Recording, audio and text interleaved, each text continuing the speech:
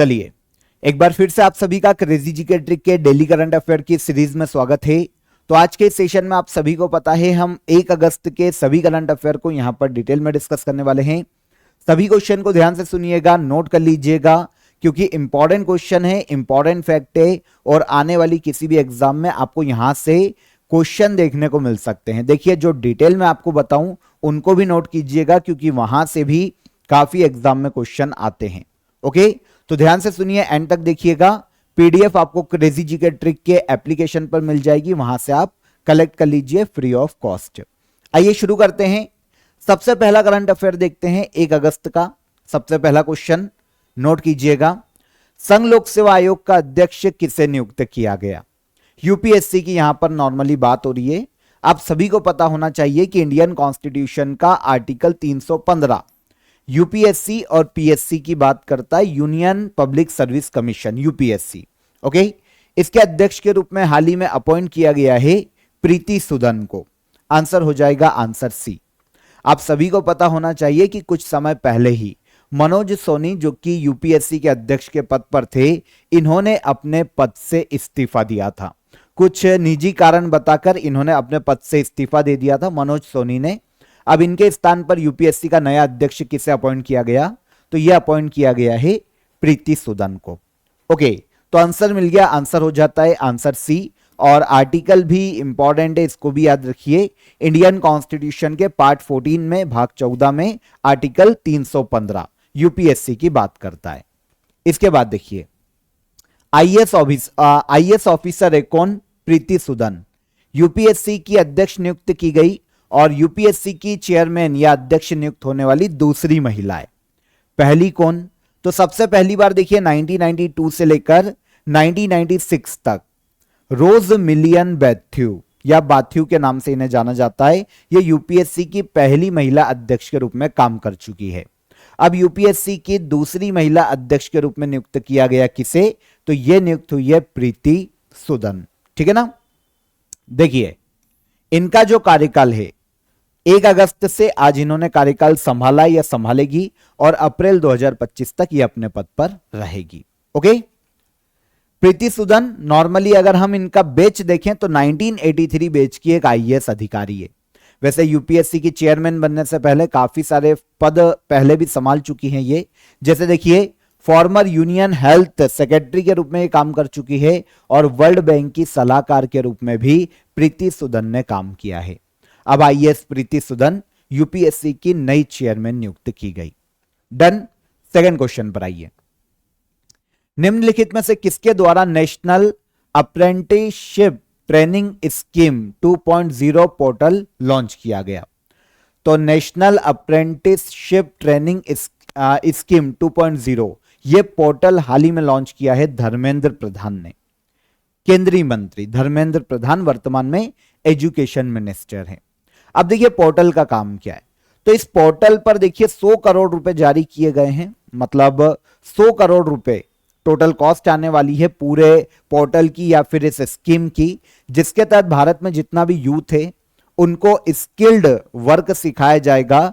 Skilled जितने भी काम होते हैं उनकी जानकारी दी जाएगी, उनके लिए प्रशिक्षण दिया जाएगा ताकि जितना भी यूथ है वो अनएम्प्लॉयड ना रहे, मतलब रोजगार मिले उनको। ऑब्वियस सी बात है, स्किल होगी तो रोजगार मिलेगा। तो ऐसी स्किल यूथ को सिखाई जाएगी पर्टिकुलर इस पोर्टल के माध्यम से, जिसे नाम दिया गया है national apprenticeship training scheme, short में NATS 2.0 पोर्टल स्कीम। ठीक है ना। एजुकेशन मिनिस्टर धर्मेंद्र प्रधान ने हाल ही में इसे लॉन्च किया है। कितने रुपए जारी किए गए हैं? ठीक है, डायरेक्ट बेनिफिट ट्रांसफर के माध्यम से ट्रेनिंग के लिए 100 करोड़ रुपए जारी किए गए हैं युवाओं के लिए। ठीक है, इस पोर्टल पर युवा रजिस्टर्ड कर सकते हैं। आगे बढ़ने से पहले आप सभी को आज का offer of the day they देता हूं। तो आप सभी के लिए देखिए आर्ट एंड कल्चर का रिकॉर्डेड बैच अवेलेबल है, काफी नॉमिनल चार्जेस में 149 में आपको सारे रिकॉर्डेड क्लासेस मिल जाएगी यहां पर आर्ट एंड कल्चर की। इसके अलावा क्लास नोट्स मिल जाएंगे और मॉक टेस्ट भी आपको आपके कोर्स के अंदर ही अवेलेबल हो जाएगा।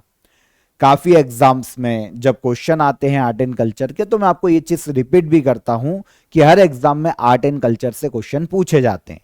तो काफी अच्छी शॉर्ट ट्रिक से इसे पढ़ाया भी गया है, काफी अच्छी तरीके से समझाया गया है।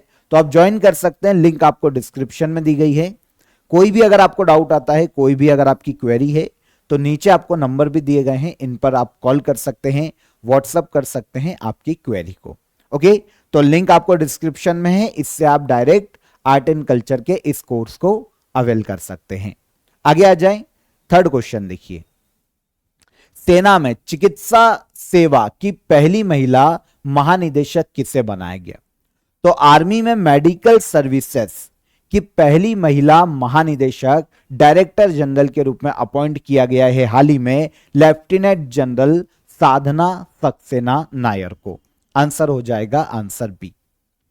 देखिए, सेना में मेडिकल सर्विसेज, जो सेना के जो हमारे जवान होते हैं, उनको जो भी मेडिकल इक्विपमेंट लगते हैं, जो भी सहायता चाहिए होती है हेल्थ से रिलेटेड, उसके लिए काम करती है मेडिकल सर्विस आर्मी की। इसकी पहली महिला महानिदेशक बनी है लेफ्टिनेंट जनरल साधना सक्सेना नायर। ओके, यहां पर देखिए, इनके पहले इस पद पर लेफ्टिनेंट जनरल दलजीत सिंह थे, इनका कार्यकाल अभी खत्म हुआ है, और लेफ्टिनेंट जनरल साधना सक्सेना नायर को अब डायरेक्टर जनरल अपॉइंट किया गया है मेडिकल सर्विसेज का आर्मी में। वैसे आपको यहां पर यह याद रखना चाहिए कि सशस्त्र बलों में जो हॉस्पिटल सर्विस है, उसमें भी पहली महिला महानिदेशक या डायरेक्टर जनरल लेफ्टिनेंट जनरल साधना सक्सेना नायर को ही नियुक्त किया गया था। तो साधना सक्सेना नायर हॉस्पिटल सर्विस सशस्त्र बलों में भी डायरेक्टर जनरल बनने वाली पहली महिला थी, और अब यह डायरेक्टर जनरल बनने वाली पहली महिला बनी है मेडिकल सर्विसेज आर्मी में। कौन? लेफ्टिनेंट जनरल साधना सक्सेना नायर। मेडिकल सर्विसेज की बात करें आर्मी में, तो आर्मी, नेवी, एयरफोर्स, इनमें जो मेडिकल या हेल्थ सर्विसेज है वो प्रोवाइड करने के लिए यह संस्था अपॉइंट की गई है, यह संस्था रिस्पॉन्सिबल है। हाल ही में किस केंद्रीय मंत्री को मधुमेह विज्ञान, मतलब मधुमेह विज्ञान, मधुमेह समझते हैं, डायबिटीज है ना, तो डायबिटीज से संबंधित जो साइंस है उसमें योगदान के लिए लाइफ टाइम अचीवमेंट अवार्ड से सम्मानित किया गया? तो किस केंद्रीय मंत्री को सम्मानित किया गया? तो मधुमेह विज्ञान में अपना योगदान देने के लिए डायरेक्ट या इनडायरेक्ट तरीके से, ठीक है ना, केंद्रीय मंत्री जितेंद्र सिंह को हाल ही में दिया गया है लाइफ टाइम अचीवमेंट अवार्ड। देखिए, एक सम्मेलन हुआ था चेन्नई में देश विदेश के बहुत सारे मेडिकल प्रोफेशनल्स, पर्सनालिटीज और फिजिशियन जो हैं, उनका एक इंटरनेशनल कॉन्फ्रेंस आयोजित हुआ था हाल ही में तमिलनाडु के चेन्नई में, और यहां पर union minister doctor Jitendra Singh को हाल ही में डायबिटीज साइंस, डायबिटीज केयर और डायबिटीज रिसर्च के क्षेत्र में उनके समर्पण के लिए, योगदान के लिए लाइफ टाइम अचीवमेंट अवार्ड दिया गया। अब आप कमेंट में बता देना कि जितेंद्र सिंह किस मंत्रालय के मंत्री हैं, बता दोगे? सिंपल सा क्वेश्चन है, आपको यहीं समझ में आ गया होगा, पर कमेंट कर दीजिएगा।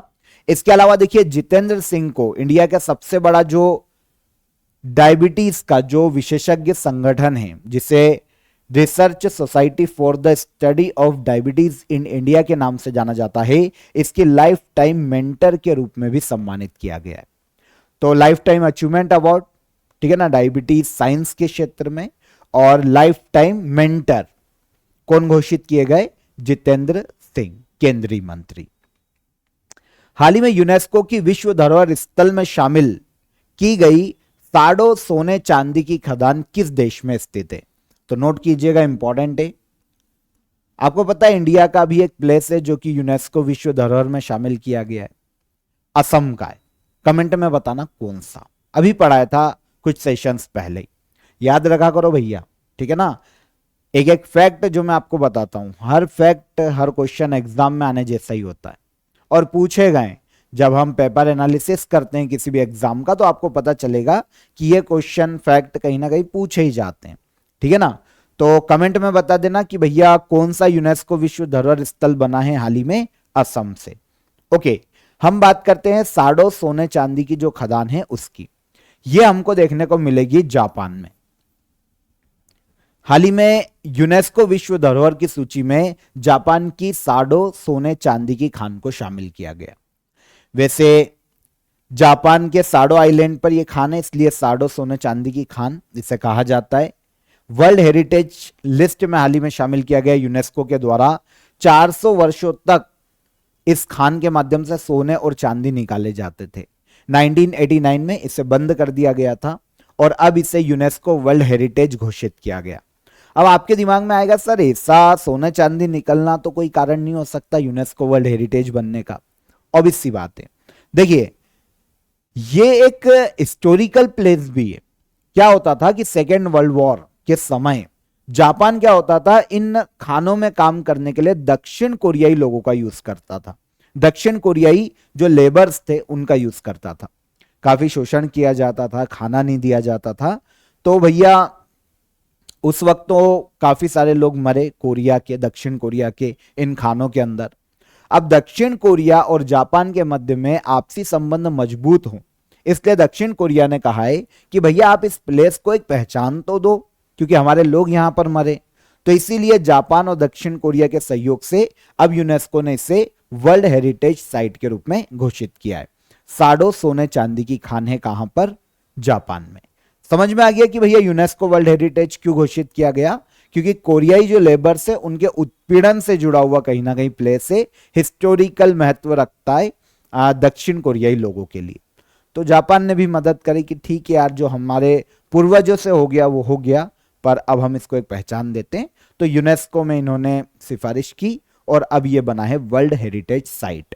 साडो सोने चांदी की खान जापान में स्थित है। इंटरेस्टिंग। आगे आइए, टाइम मैगजीन द्वारा जारी किए गए वर्ल्ड ग्रेटेस्ट प्लेसेस 2024 में कितने भारतीय स्थल शामिल किए गए? तो टाइम मैगजीन नाम सुना है क्या? यूएसए में प्रकाशित होती है। टाइम मैगजीन के द्वारा हाल ही में वर्ल्ड ग्रेटेस्ट प्लेसेस 100 प्लेसेस की एक सूची जारी की गई। इसमें भारत के 2 प्लेसेस को शामिल किया गया। कितने? 2। ठीक है ना। वर्ल्ड ग्रेटेस्ट प्लेसेस 2024, 100 अलग अलग स्थान ऐसे जो कि कोई ना कोई विशेष पहचान रखते हो, एक यूनिक आइडेंटिटी हो, ऐसे किसी भी प्लेस को टाइम मैगजीन की इस लिस्ट में शामिल किया जा सकता है। वर्ल्ड ग्रेटेस्ट प्लेसेस 100 प्लेस की सूची बनाई गई। भारत के 2 प्लेस शामिल किए गए। एक हैदराबाद में मनम चॉकलेट ब्रांड है, कंपनी है एक चॉकलेट ब्रांड की, क्राफ्ट मतलब काफी एक यूनिक क्राफ्ट के माध्यम से चॉकलेट डिजाइन करने के लिए इसे जाना जाता है। तो हैदराबाद में मनम चॉकलेट, और हिमाचल प्रदेश में नार रेस्टोरेंट एक रेस्टोरेंट है जो कि अपनी यूनिकनेस के लिए जाना जाता है। तो इन दोनों को ही टाइम मैगजीन की वर्ल्ड ग्रेटेस्ट प्लेसेस की सूची में हाल ही में शामिल किया गया। ठीक है ना। मनम चॉकलेट्स हैदराबाद में स्थित प्रीमियम क्राफ्ट चॉकलेट ब्रांड है। और अगर हम रेस्टोरेंट की बात करें, नार रेस्टोरेंट की बात करें, तो एक शेफ है प्रतीक साधु, इनके द्वारा एक संचालित किया जाता है बुटीक होटल्स। ठीक है, इसमें एक रेस्टोरेंट है नार रेस्टोरेंट, इसे भी ग्रेटेस्ट प्लेस की सूची में शामिल किया गया। तो ये दोनों ही प्लेस है, एक है हिमाचल प्रदेश और एक है कहां पर? हैदराबाद, तेलंगाना वर्तमान में। किस संस्था द्वारा वर्चुअल असिस्टेंट सेवा चैटबॉट लॉन्च किया गया? ये चैटबॉट का नाम ही रखा गया है सेवा, वर्चुअल असिस्टेंट है। ठीक है ना, सेवा चैटबॉट, इसे लॉन्च किया है हाल ही में सेबी ने। नाम सुना है? Security and exchange board of India, Bharat में शेयर मार्केट को रेगुलेट करने वाला एक सर्वोच्च संस्था है सेबी। सेबी 1988 में इसकी स्थापना हुई थी और 1992 में अधिनियम के माध्यम से अधिसूचित किया गया था। सेबी ने हाल ही में एक वर्चुअल असिस्टेंट लॉन्च किया है, सेवा चैटबॉट। करेगा क्या? तो भारत में जितने भी निवेशक है, इन्वेस्टर्स हैं, वो अपनी किसी भी कंप्लेंट को इस चैटबॉट के माध्यम से दर्ज करवा सकते हैं। ठीक है, चाहे वो कंप्लेंट किसी ब्रोकरेज फर्म के खिलाफ हो, किसी शेयर के खिलाफ हो, शेयर मैनिपुलेशन के खिलाफ हो, तो ऐसे किसी भी, है ना, जो उनकी प्रॉब्लम है उसको कंप्लेंट को दर्ज करवा सकते हैं। तो security and exchange board of India ने वर्चुअल असिस्टेंट सेवा चैटबॉट का शुभारंभ किया। सिक्योरिटीज मार्केट के निवेशकों की मदद करना इस चैटबॉट का मुख्य उद्देश्य है। नाम दिया गया सेवा चैटबॉट। किसने लॉन्च किया? सेबी ने। Security and exchange board of India 1988 में गठित की गई थी। 1992 में एक वैधानिक निकाय इसे बनाया गया अधिनियम के माध्यम से। हेडक्वार्टर मुंबई में स्थित है और माधवीपुरी बुच वर्तमान में इसकी चेयरमैन के पद पर है, अध्यक्ष के पद पर है। ओके, तो सेवा चैटबॉट सेबी ने हाल ही में लॉन्च किया है। विश्व का पहला थोरियम आधारित न्यूक्लियर पावर प्लांट कौन से देश में स्थापित किया जाएगा? आज का हमारा फोकस क्वेश्चन भी है। देखिए, यूरेनियम आधारित न्यूक्लियर पावर प्लांट आपने सुने होंगे जहां पर यूरेनियम का यूज किया जाता है, लेकिन थोरियम आधारित न्यूक्लियर पावर प्लांट पहली बार स्थापित किया जाएगा चीन में। एक डेजर्ट देखने को मिलता है, गोबी डेजर्ट, जो कि हमको चीन और मंगोलिया की बाउंड्री पे देखने को मिलता है। आधा वो मंगोलिया में फैला हुआ है और आधा चाइना में।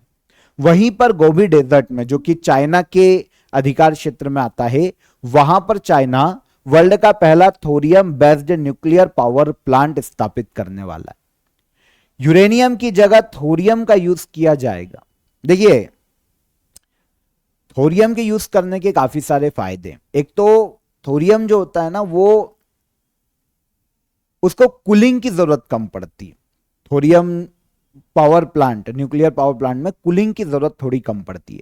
और नॉर्मली क्या होता है, कूलिंग के लिए पानी की जरूरत नहीं होती, बल्कि इसके अलावा प्लांट में हीट को ट्रांसफर करने या फिर पावर जनरेशन के लिए या तो लिक्विड सॉल्ट का यूज किया जा सकता है या फिर कार्बन डाइऑक्साइड का भी यूज किया जा सकता है। तो नॉर्मल केस में पानी की जरूरत नहीं होती है अगर कोई थोरियम न्यूक्लियर पावर प्लांट है तो। और इसके अलावा जैसा कि अभी मैंने आपको बताया कि भैया ओवर हीटिंग की समस्या नहीं होती है, सॉरी मैंने शायद कूलिंग बोला है, ओवर हीटिंग की प्रॉब्लम नहीं होती है, गर्माहट नहीं फैलती है और ये कूल बना रहता है, ठंडा बना रहता है। तो फिर प्लांट की जो एफिशिएंसी है थोरियम न्यूक्लियर पावर प्लांट में वो ज्यादा होती है। थोरियम एक प्रकार का रेडियो एक्टिव एलिमेंट है, आपको पता होना चाहिए, है ना। देखिए, भारत में मोनाजाइट यह पाया जाता है केरल, ओडिशा, इसके अलावा आंध्र प्रदेश, तमिलनाडु, वेस्ट बंगाल में। अब जो मोनाजाइट होता है ना, इसमें से 8 से 10% तक थोरियम देखने को मिलता है, जो कि एक रेडियो एक्टिव एलिमेंट है। तो भारत में भी इसके समृद्ध भंडार है। तो इन फ्यूचर अगर टेक्नोलॉजी विकसित होती है तो भारत भी ऐसे प्रयास कर सकता है। लेकिन अभी तक तो इंडिया में यूरेनियम बेस्ड पावर प्लांट ही देखने को मिलते हैं न्यूक्लियर के। थोरियम का पहला कौन स्थापित करेगा? चाइना, गोबी डेजर्ट में। देखिए, भारत के इंपॉर्टेंट न्यूक्लियर पावर प्लांट की हम एक बार बात कर लेते हैं। वैसे काफी बार हम डिस्कस कर चुके हैं, लेकिन एक बार फिर हमको इनके नाम देख लेना चाहिए क्योंकि ये पूछे जाते हैं।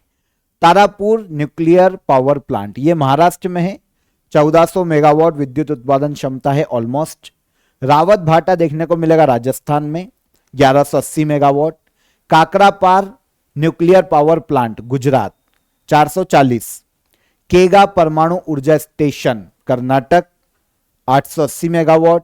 कलपक्कम काफी सुर्खियों में रहता है, मद्रास परमाणु ऊर्जा स्टेशन के नाम से भी जाना जाता है, तमिलनाडु में, 440 मेगावाट।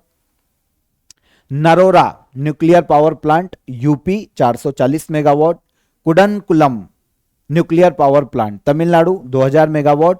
और गोरखपुर हरियाणा परमाणु ऊर्जा परियोजना हरियाणा में स्थापित की जा रही है, प्रस्तावित 2800 मेगावाट इसकी विद्युत उत्पादन क्षमता होने वाली है। तो ये सभी भारत के इंपॉर्टेंट न्यूक्लियर पावर प्लांट है। एक बार पॉज करके इनको देख लीजिएगा क्योंकि यहां से क्वेश्चन पूछे जाते हैं। डन, आगे चलिए। चर्चा में रहा अचान कमार टाइगर रिजर्व किस राज्य में स्थित है? तो देखिए, अचान कमार टाइगर रिजर्व की बात करें तो यह हमको छत्तीसगढ़ राज्य में देखने को मिलता है। देखिए, अचान कमार सेंचुरी का थोड़ा एरिया एमपी में भी फैला हुआ है, पूर्वी एमपी में, लेकिन टाइगर रिजर्व जो क्षेत्र है वो हमको छत्तीसगढ़ में देखने को मिलता है। तो अचान कमार टाइगर रिजर्व कहां पर? छत्तीसगढ़ राज्य में। ओके, अभी सुर्खियों में क्यों है? तो ऑल इंडिया टाइगर एस्टिमेशन ने एक रिपोर्ट जारी की है और उन्होंने बताया कि अचानकमा टाइगर रिजर्व में टाइगर की संख्या अप्रत्याशित रूप से बढ़ रही है। मतलब काफी ड्रास्टिक चेंज आ रहा है और बहुत ही बोल सकते हैं कि हैरान कर देने वाला चेंज है और बहुत स्पीड से यहां पर टाइगर की संख्या बढ़ रही है। यह ऑल इंडिया टाइगर एस्टिमेशन ने बताया है बाघ गणना में। ठीक है ना। अचानकमा टाइगर रिजर्व जैसा कि अभी मैंने आपको बताया बिलासपुर डिस्ट्रिक्ट छत्तीसगढ़ में है। 1975 में स्थापित हुआ था और टाइगर रिजर्व घोषित किया गया 2009 में। ठीक है। ऑलमोस्ट 553 वर्ग किलोमीटर का एरिया देखने को मिलता है। मनियार नदी इस टाइगर रिजर्व के मध्य में से गुजरती है। ठीक है। इस टाइगर रिजर्व की जीवन रेखा कहलाती है मनियार नदी, छत्तीसगढ़ में। तो अचानकमा टाइगर रिजर्व कहां? छत्तीसगढ़ राज्य। आज के करंट अफेयर का सबसे लास्ट क्वेश्चन देखिए। हाल ही में किस देश को सप्लाई चेन काउंसिल का उपाध्यक्ष बनाया गया है? सप्लाई चेन काउंसिल का उपाध्यक्ष बनाया गया है इंडिया को। किसे? इंडिया को। देखिए हाल ही में एक बैठक का आयोजन किया गया। यह हमारा गोबी रेगिस्तान है पिछले क्वेश्चन का। ठीक है ना। इसको एक बार इधर देख लेना आप, शायद मैप इधर आ गया है। तो ये गोबी डेजर्ट है, मंगोलिया और चाइना। ठीक है। देखिए अभी एक हमारा क्वेश्चन क्या है नया वाला, वो देखो। सप्लाई चेन काउंसिल का उपाध्यक्ष किसे बनाया गया? तो यह बनाया गया है इंडिया को। ठीक है। ओके, यहां पर डिटेल देखो। एक बैठक आयोजित हुई है, Indo Pacific economic framework for prosperity. ठीक है ना। यह वर्चुअली बैठक आयोजित की गई और इसमें 3 नए संगठन छोटे छोटे बनाए गए। क्या काम करेंगे? तो भैया हिंद प्रशांत आर्थिक भागीदारी जो देश है, हिंद और प्रशांत क्षेत्र के, इंडियन ओशियन और पैसिफिक ओशियन के, भारत के अलावा 13 अन्य देश एक साथ आते हैं और सप्लाई चेन फ्लेक्सिबिलिटी के लिए 3 अलग अलग निकायों के निर्माण करने की बात करते हैं। ये 3 अलग अलग जो संगठन है, इसमें एक है सप्लाई चेन काउंसिल जिसका उपाध्यक्ष इंडिया बनाए, क्राइसिस रिस्पांस नेटवर्क सेकेंड, और थर्ड है लेबर राइट्स एडवाइजरी बोर्ड। 3 हो गए। ठीक है। देखो ये सप्लाई चेन के लिए काम करेगा, ये किसी भी प्रकार के क्राइसिस से बचने के लिए काम करेगा, और तीसरा है वो लेबर राइट के लिए काम करेगा। 3 संस्थाएं बन रही है। अब इंडिया उपाध्यक्ष किसका बना भाई? सप्लाई चेन काउंसिल का। ठीक है ना। अब बात आती है सप्लाई चेन काउंसिल का अध्यक्ष कौन? तो अध्यक्ष बनाए यूएसए, चेयरमैन बोल लो, प्रेसिडेंट बोल लो, यूएसए बना, और उपाध्यक्ष बना इंडिया। क्राइसिस रिस्पांस नेटवर्क, इसका अध्यक्ष बना है रिपब्लिक ऑफ कोरिया, कोरिया गणराज्य, और वाइस चेयरमैन या फिर उपाध्यक्ष बना है कौन? Japan. Labour right advisory board, इसका अध्यक्ष बना है यूएसए और उपाध्यक्ष बना है फिजी। ठीक है। तो सप्लाई चेन काउंसिल का उपाध्यक्ष कौन? तो वो बना इंडिया। ठीक है ना। इंडो पैसिफिक जोन में व्यापार और सप्लाई चेन को मजबूत करना सप्लाई चेन काउंसिल का मुख्य उद्देश्य है, जिसका उपाध्यक्ष इंडिया होगा। ओके। इसमें इंडिया के अलावा 13 अन्य देश शामिल है जो कि इंडियन ओशियन या फिर पैसिफिक ओशियन के आसपास के हैं। ठीक है। तो यहां पर 1 अगस्त के सभी करंट अफेयर इजीली हमने समझ लिए। एक एक फैक्ट को ध्यान से सुना होगा आप सभी ने। अब हम आ जाते हैं लास्ट डे के करंट अफेयर के रिवीजन पर। फटाफट एमसीक्यू फॉर्म में रोज हम डिस्कस करते हैं, तो आज भी हम देख लेते हैं लास्ट डे के करंट अफेयर को। निम्नलिखित में से किस भारतीय जोड़ी ने पेरिस ओलंपिक 2024 में शूटिंग के 10 metre air pistol mixed team event में ब्रॉन्ज जीता? तो कौन है भाई? मनु भाकर और सरबजोत सिंह। सही है। मनु भाकर 2 मेडल जीतने वाली एक ही ओलंपिक में भारत की पहली खिलाड़ी। इंग्लिश चैनल को पार करने वाली दुनिया की सबसे कम उम्र की महिला पैरा तैराक कौन बनी? तो यह है जिया रॉय। 16 साल की उम्र में इन्होंने इंग्लिश चैनल को तैरकर पार किया है। पैरा स्विमर है इंडिया की। भारतीय टेनिस खिलाड़ी रोहन बोपन्ना ने संन्यास की घोषणा की किस वर्ष पद्मश्री प्रदान किया गया था? तो इन्हें पद्मश्री दिया गया है 2024 में। कब दिया गया? 2024। निम्नलिखित में से किसके द्वारा आइडियाज फॉर लाइफ पोर्टल का शुभारंभ किया गया? आइडिया फॉर लाइफ पोर्टल का शुभारंभ किया गया है भूपेंद्र यादव के द्वारा। ठीक है। हाल ही में किस भारतीय राज्य या यूनियन टेरिटरी ने फोर्थ नोमैडिक फेस्टिवल की मेजबानी की? तो फोर्थ नोमैडिक फेस्टिवल की मेजबानी की है हाल ही में लद्दाख ने। Quad security dialogue finance minister की बैठक का आयोजन कहां पर किया गया? तो यह आयोजन हुआ है जापान में। Book Jamshedji Tata powerful learning for corporate success किसके द्वारा लिखी गई? तो यह बुक लिखी गई है आर गोपाल कृष्णन और हर्ष भट्ट के द्वारा संयुक्त रूप से। किस देश में ओरोपाउच वायरस के कारण वर्ल्ड की पहली डेथ रजिस्टर्ड की गई? तो ओरोपाउच वायरस के केस देखने को मिले हैं साउथ अमेरिका में, और इससे वर्ल्ड की पहली डेथ ब्राजील में देखने को मिली है ना। हाल ही में किस संस्था द्वारा मुद्रा और वित्त पर रिपोर्ट 2023-24 को जारी किया गया? तो यह जारी की थी आरबीआई ने। और लास्ट क्वेश्चन हमारा क्या था? असम राइफल्स का महानिदेशक किसे नियुक्त किया गया? तो असम राइफल्स के महानिदेशक या डायरेक्टर जनरल नियुक्त किए गए हैं हाल ही में lieutenant general Vikas Lakhera. Answer D. सारे आंसर मिल गए लास्ट डे के। अब आ जाइए क्वेश्चन ऑफ द डे। पहले कल के आंसर ले लेते हैं। हमारे क्वेश्चन क्या थे? वर्ल्ड के पहले world audio visual entertainment summit का आयोजन किस देश में किया जाएगा? तो पूरे विश्व के पहले world audio visual entertainment summit का आयोजन किया जाने वाला है भारत के गोवा राज्य में। ठीक है। नाटो शिखर सम्मेलन 2024 का आयोजन किस देश में किया जा रहा है? तो नाटो शिखर सम्मेलन 2024 का आयोजन किया जा चुका है यूएसए में। ठीक है ना, वॉशिंगटन डीसी। और ग्लोबल इंडिया एआई समिट 2024 का आयोजन कहां किया गया? तो ग्लोबल इंडिया एआई समिट 2024 का आयोजन किया गया नई दिल्ली में। तीनों आंसर मिल गए। ओके, तो अब आज के लिए क्वेश्चन ऑफ द डे ले लीजिए, ध्यान से सुनिएगा। रूस में आयोजित अंतरराष्ट्रीय रेत मूर्तिकला चैंपियनशिप में किस भारतीय कलाकार ने गोल्डन सैंड मास्टर का अवार्ड अपने नाम किया? इजीली बता दोगे आप। 15 जुलाई को नेपाल के प्रधानमंत्री के रूप में किसने शपथ ली? और विंबलडन 2024 का विमेन्स सिंगल का टाइटल किसने जीता? तीनों ही क्वेश्चन हमने डिस्कस किए हैं कभी ना कभी, तो आप इजीली पॉज करके इसे नोट कर लीजिए, कमेंट में आंसर कीजिएगा। मिड वीडियो में जो मैंने आपसे क्वेश्चन पूछे हैं उनका भी आंसर कीजिएगा। आई होप आपको सेशन अच्छा लगा होगा। वीडियो पसंद आया हो तो वीडियो को लाइक और शेयर कर दीजिए। पीडीएफ आपको क्रेजी जीके ट्रिक के एप्लीकेशन पर मिलेगी। ओके, तो डेली करंट अफेयर वाले फोल्डर में आप सर्च कीजिएगा, आपको मिल जाएगा। ठीक है, फिर मुलाकात करते हैं नेक्स्ट डे के करंट अफेयर में। तब तक अपना ख्याल रखिएगा, खुश रहिए। जय हिंद, जय भारत।